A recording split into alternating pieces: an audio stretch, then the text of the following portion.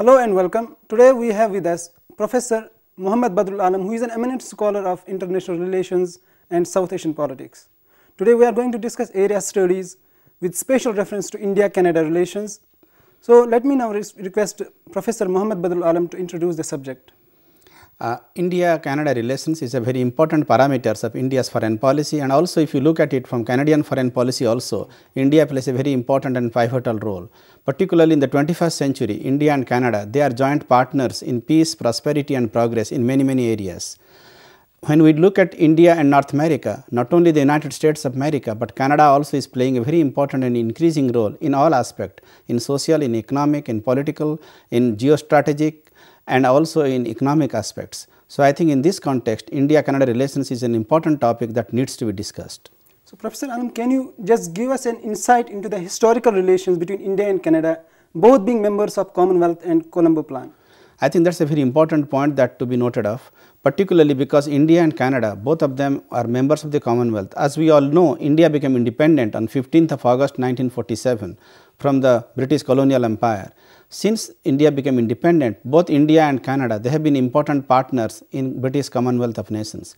As part of Commonwealth of Nations, each year they do meet at the heads of state level, at the heads of government level, at the ministerial meetings. They do also have some cultural and sports exchanges, like we had one Commonwealth Games in Delhi. And also at the same time, the Commonwealth of Nations, among them there are so many countries from Asia, from Africa and other countries also. They take part in regular exercises. And also in terms of the Colombo Plan that was formed on 1st of July 1951, India, Canada and 26 other countries, they also take part in the socio-economic development in terms of technology transfer, in terms of technical cooperation. That Colombo Plan is an important benchmark in terms of India-Canada relations. Okay. So what have been the traditional, historical, educational linkages and exchanges between India and Canada? Since 1947, that was about 65 years ago, there was not much movement in terms of cultural and educational exchanges between Canada and India. But in the last 20-30 years, there has been a lot of movement. The reasons are very simple, because there are a lot of inflow both ways. The Canadian students coming to India and also particularly the Indian students coming to Canada. And also a lot of the Indian universities, they are showing a lot of interest in Canadian research and science and technology development. A lot of the Canadian universities are also coming to India also and trying to take advantage of the educational excellence program of India. I can give you some specific example. For example, the largest state in Canada, the state of Ontario, the Prime Minister of Ontario does come to India and do discuss about matters of cultural and educational exchanges. The University of Toronto, for example, the University of Niagara Falls, the University of Ottawa, the University of Carleton, the Prime Ministers and the Education Ministers of different federal provinces within Canada, they do visit India on a regular basis. On the same way, the Indian side, the Indian contingent, they also visit Canada on a regular side in terms of the cultural and educational exchanges. That is taking place both at the official level, at the governmental level, educational level also. On the cultural exchange level, let me also tell you that one important organization of India, namely ICCR, Indian Council for Cultural Relations, they play a very important role. On a regular basis, India sends the cultural troops, the dance troops, the music troops to different cities of Canada, the big cities, for example, Toronto, Montreal, Vancouver, Calgary, etc. And they perform the different kinds of Indian cultural artifacts over there. That also enhances the India's soft power capabilities, particularly because of the Indian cultural diversity, that enhances the power of India also. So I think if you look at it in a more cumulative way in terms of cultural educational exchanges, we see a much more upward movement now in 2012 than what it was 20 years ago or 30 years ago. So yes, from 1947 to 2012, lot more universities are showing interest about India, particularly in the research and development area, in science and technology area, and computer and IT areas. Similarly, the Indians are also going to Canada in bigger numbers, and I think that is also enhancing the bilateral relations between both India and Canada. Now, in this age of globalization and communication, how do you think that India, being a major IT power, can help Canada? I think India has got that edge, particularly in information technology and also ICT, information communication technology, and Canada likes to tap into that, because otherwise if Canada does not take the help of India, Canada is going to go backward. At the same time, Canada does have got some technological advantages that India does not have that. So, I think it will be a win-win proposition if India also takes the help of Canada in the areas in which they have excelled in many, like for example, the robot technology that Canada has got a leading edge. So, I think Indian scholars and Indian scientists, they do go to Canadian labs and Canadian research institutes, they do learn about it, and when they come back to India, they try to introduce the same kind of technology in the research institutes and educational institutions back here in India. So, I think in the IT fields, it is a two-way street. We are leading power in the software, but we are not leading power in the hardware. Just like Japan is a strong power in hardware. Canada is also very strong in hardware. So, Canadian IT specialists, they do come to India to try to take advantage of the monopoly or the advantages that we have or the expertise that we have in the software industries. Also, I think if you look at the Silicon Valley of India, namely the city of Bangalore, that has also got Infosys and Wipro. The scientists over there from Infosys and Wipro, they do go on a regular basis, they do visit different Canadian institutes, different Canadian universities, and they too impart education and try to teach those students and scholars over there also. So, I think this scientific cooperation between the two countries is a good thing, because it is helping both India and Canada. At the same time also, the bilateral relations between both the countries, they are also getting an upward edge to that. So, how far do you think that Indian diaspora in Canada can help in cementing the relations between the two countries? I think that is a continuation of the things that we have been talking about in terms of cultural exchange, the educational exchange, in terms of the IT exchange, but I think the diaspora is also a very important new phenomena. This diaspora was not there 40 years ago, 50 years ago. If at all it was there, it was only like a trickle, like in the tens or hundreds like that. Since the 1960s, by the time when the Indians, the highly skilled people, they started moving out to the West, particularly to the United States of America, to the Canada, mostly doctors, engineers, computer professionals, etc. So, that did mark a big departure point, particularly in the mid 60s and the late 60s.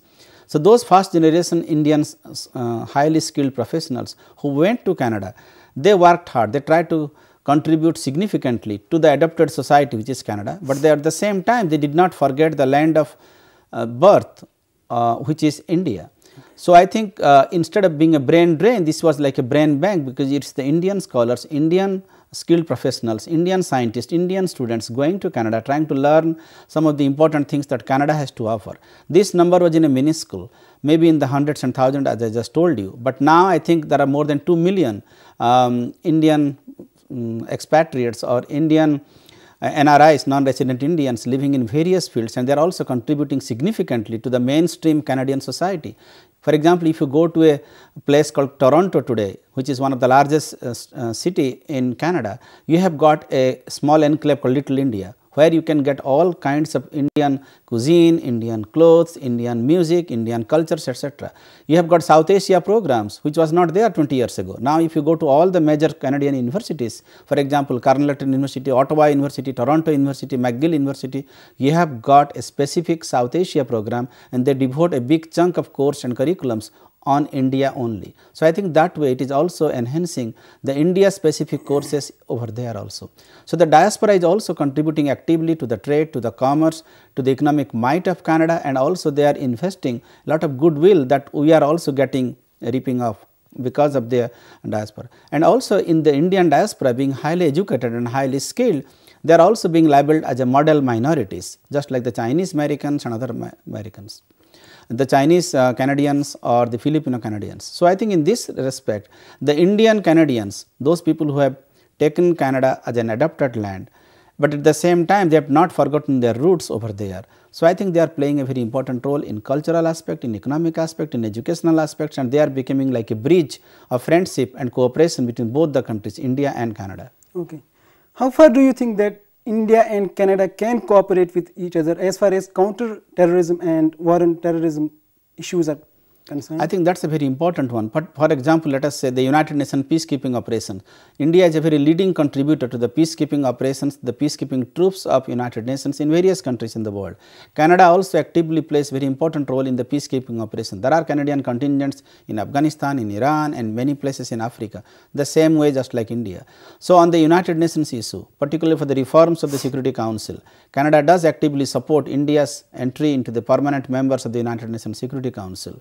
At the same time, there are all other issues, for example, the Millennium Development Goals, how to reduce the poverty, how to increase the literacy rate, how to reduce the maternal mortality or the child mortality rate, how to develop environmental sustainability kind of things. So there are many issues, the global warming issue, the climate change issue. India and Canada, they are on the same side of the coin, and both of them, they at different forums, at G8 forums, at the United Nations, in General Assembly, in Security Council, and also at different forums also, they join hands, because Canada sees that it is in its interest to see that India also prospers, but India also has a helping hand in the form of Canada to see that lot of the developmental planks are also taken care of and being supported actively by both Canada and India.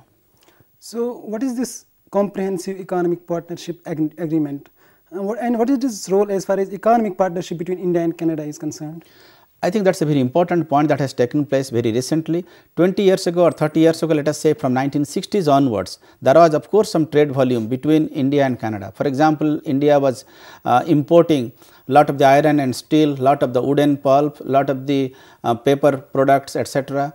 From the chemicals, etc. from Canada. But because of the needs of Indian industries and the massive spread of the Indian industries, we needed more of that one. So I think if you look now in 2010 or 2012, particularly in the 21st century, the trade volume between India and Canada, that has grown manifold. I am giving you one example. 10 years ago, it was only, in 2009, it was only $5 billion both way traffic, $2.5 billion roughly import and $2.5 billion export. It is forecasted that by the year 2015, this number $5 billion is going to go threefold, namely $15 billion. I think that is a significant leap forward. And I think in this context, Canada also needs Indian import also in terms of tea, in terms of textiles and woven materials, etc. So there are many areas that Canada also needs, the Canadian investors, they need a lot of help from India, and India also needs the same thing from Canada as well. So it is a two-way things, and it is a collaborative kind of aspects. So I think what we will see in as part of the comprehensive economic partnership agreement, last year when the Canadian Prime Minister in 2011, when he visited Delhi, they signed this agreement with Dr. Manmohan Singh, the Prime Minister of India, the comprehensive economic partnership agreement, also known as CEPA, CEPA. As part of that, both of the nations, they are committed to reduce the tariff rate, which is going to reduce the taxes on both sides. So that is going to provide a trade surplus or trade stimulus on both sides, so that there will be the volume of trade will be much more significantly higher than what you have seen 10 years ago, 20 years ago. Both the countries are also committed to provide each other the MFN status, most favored nation status. So that way I think we will also see a trade surplus on both sides. So I think these are a right step in the right direction, particularly the comprehensive economic partnership agreement, because as part of that, Canada can relax a lot of the bureaucratic rules and regulations, and it can cut down on that one and straight away deal with India at the highest level, which I think has been done due to many years of negotiation. So I think in the long term, particularly in this globalized world after 1991, when we saw globalization, liberalization and privatization, and you cannot act in a very parochial way or in a ethnocentric way, and you need to spread out, you need to diversify your trade, export, etc., both India and Canada. So I think Canada finds a good willing partner in the form of India, and India also finds a good partner in the form of Canada. So I think because of the signing of CEPA, Comprehensive Economic Partnership Agreement, we will see in the coming years and in the coming decade, the trade volume, as I told you, it is going to go manifold, which will be good for the economy and good for the GDP, gross domestic product, and good for the growth story, particularly in this time of economic recession. Okay.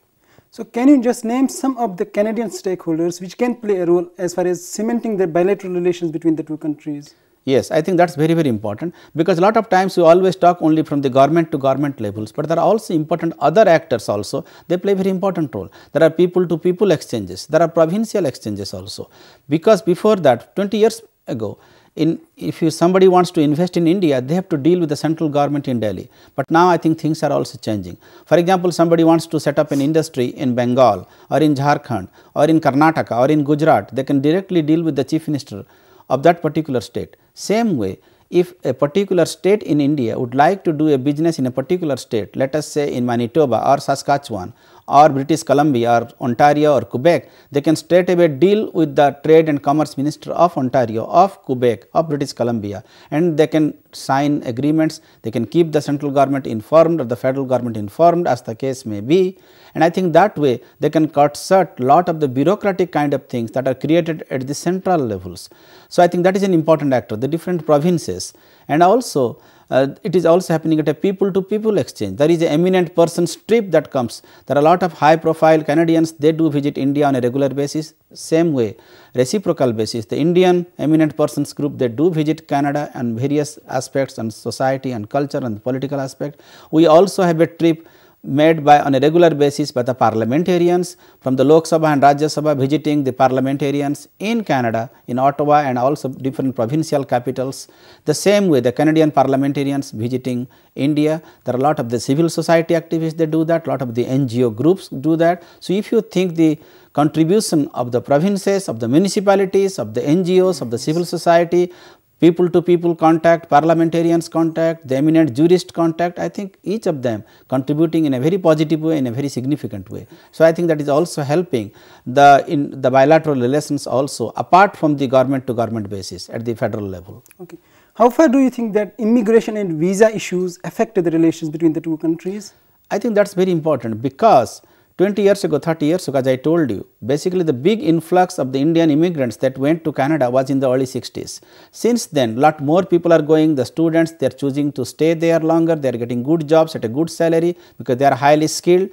But there are also certain Canadian rules regarding to immigration and naturalizations, and some of the rules has been very archaic and very conservative. They do not allow that much the family reunification, but in the last couple of years due to the Ministry of Overseas Indians by the Government of India and also by the petitions of different groups from India, the rules regarding immigration and naturalization in Canada that has been made little bit less rigid and little bit more flexible, due to which the family reunification process that would have taken maybe 10 years to reunify. For example, a person getting married in India and would like to take back his wife, he cannot take back that easily under the old rules. Under the new rule, it is possible for the spouse to join his or her husband and wife as the case may be in a shorter period of time. So I think that helps in the family reunification.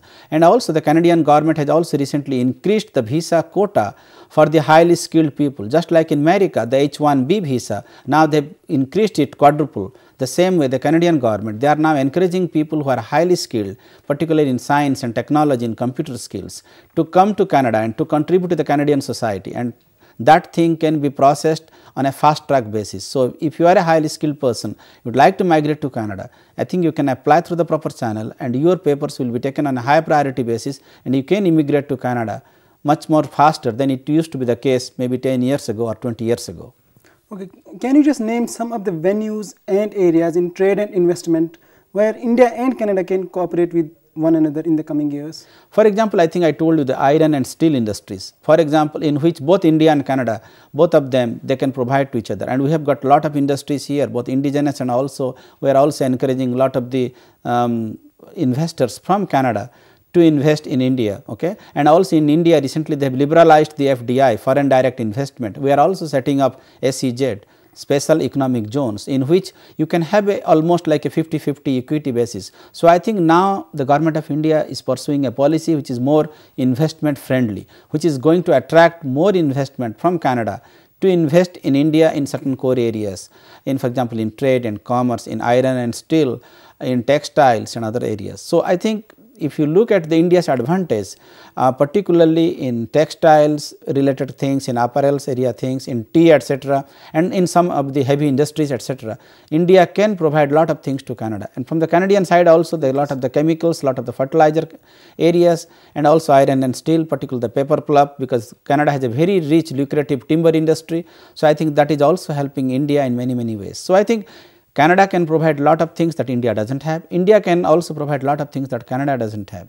And that process has been facilitated, as I told you earlier, because of the Comprehensive Economic Partnership Agreement, because of the exchange visits by the Prime Minister of India going to Canada, Canadian Prime Minister coming to India on almost on a regular basis, on an annual basis. So, I think this cross dialogues between the two important countries, okay, I think that is also helping both the countries to move forward. Sir, can you just discuss some other educational avenues where India and Canada can cooperate with one another? Yes, I think that is a very good question. I think India and Canada can also take part, can also actively promote the educational exchanges between both the countries. For example, you know, there are a lot of new leading edge technologies, for example, in the field of nanotechnology, in the form of biotechnology and biomedicine, etc. Both I think Canada and Canadian universities are showing a great deal of interest, because in India also there are a lot of new universities, for example, the IITs.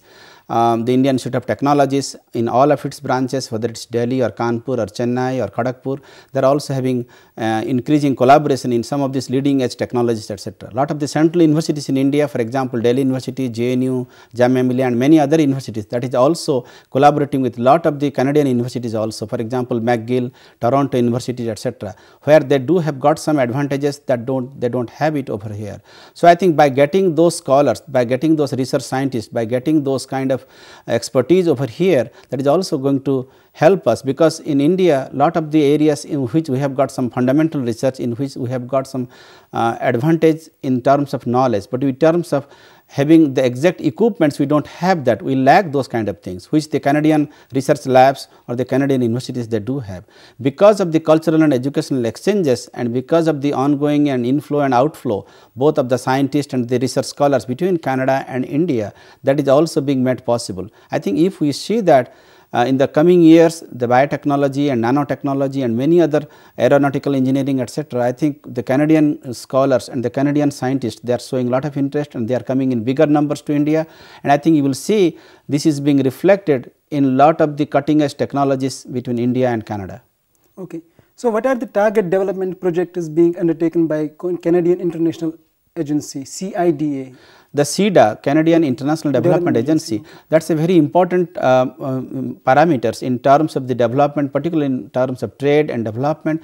They know fully well that India is a developing country. There are a lot of areas in which we are not doing that well in terms of the reduction of poverty, in terms of sustainable development, in terms of developing literacy, in terms of reducing mortality rates. In terms of overall development and also reduce the carbon emission, etc. So, I think Canadian International Development Agency, CIDA, they are also helping India in significant terms in terms of the Canadian dollars, okay, to target certain priority areas, for example, development, education, for example, how India can fight successfully AIDS and other communicable diseases including malaria, etc.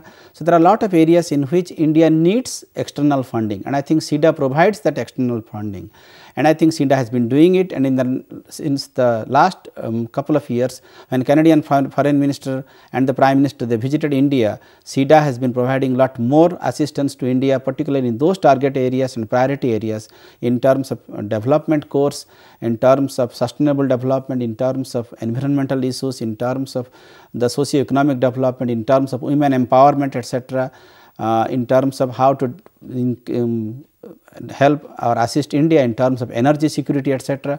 So, I think it is doing the right thing by not putting its net widely in all its core areas, but only choosing and picking only 5 or 6 core areas and in contributing in a significant way. So, I think that way it is also not only generating a goodwill in the minds of Indians or the Indian public, but it is also helping the Indian developmental plans as well. Okay. So, are there any other areas which have not been a part of this discussion so far, wherein India and Canada can cooperate with one another? So, I think one of the areas that I think in the terms of maritime security, because you know India has a huge coastline in terms of Arabian Sea and Bay of Bengal in Indian Ocean, etc. There are a lot of issues that take place, issues of piracy, there are a lot of issues on trafficking, the drug trafficking, the human trafficking, etc., etc. And also in terms of the counter-terrorism, which was a big issue particularly after 9/11, September 11, 2001, both India and Canada, they are active members in fight on counter-terrorism. And in terms of counter-terrorism, we are not only talking about international terrorism, how to stop terroristic acts, but we are also talking about narco-terrorism, we are also talking about cyber-terrorism. So, because the terrorism has got many different shapes and sizes and definitions. So, I think both India and Canada, they are active partners and active members on the fight on counter-terrorism, etc., and the war on terror, etc. And also how Canada can actively participate in some of the other security related areas, and in particularly how to help both the countries to make the world more peaceful and more secured. Okay, sir. To wrap up, can you just give us an insight as to what could be the possible relationship between the two countries in the 21st century? I think it is very important to remember that although Canada is a North American country, Canada is not United States of America. We have got different kind of relations with the United States of America. And lot of times when people talk about North America, they do not know that Canada is also important. Lot of people even do not know that the territorial size of Canada is even bigger than United States of America. I am not trying to diminish the importance of India and United States, but that is at a separate level. But India and Canada, both of them on many issues, as you rightly said, on Commonwealth, on Colombo Plan, on the expansion of the United Nations Security Council, on Comprehensive Economic Partnership Agreement, contributing to the UN peacekeeping troops, etc., the role of the Indian diaspora, the role of Indian software, computer software and IT professionals in Canada. So, I think in cultural and educational exchanges, Canadian universities trying to set up branches in India and Indian university students in bigger number going to Canada. So, if you look at the whole levels, I think it is on an upward swing, but of course, one should not compare India-Canada relations with India-US or India-UK, etc. Those are at different levels, and most of these things that has between India and Canada, that has been happening in the last 10 or 20 years, thanks to the new liberalized policy and the new particularly in the post-globalized world since 1990 onwards, particularly since the year 2000, in the last 10 or 12 years, I think it has gained some momentum, and I think that momentum is going to sustain itself. So, in lot of areas we will see both India and Canada in the coming years, they will try to collaborate with one another, and I think that will be good for both the countries as they march forward. This is all we have for today. Let me thank now Professor Mohd Badrul for coming here and sharing such a deep insight into the topic India-Canada relations. Thank you very much, sir.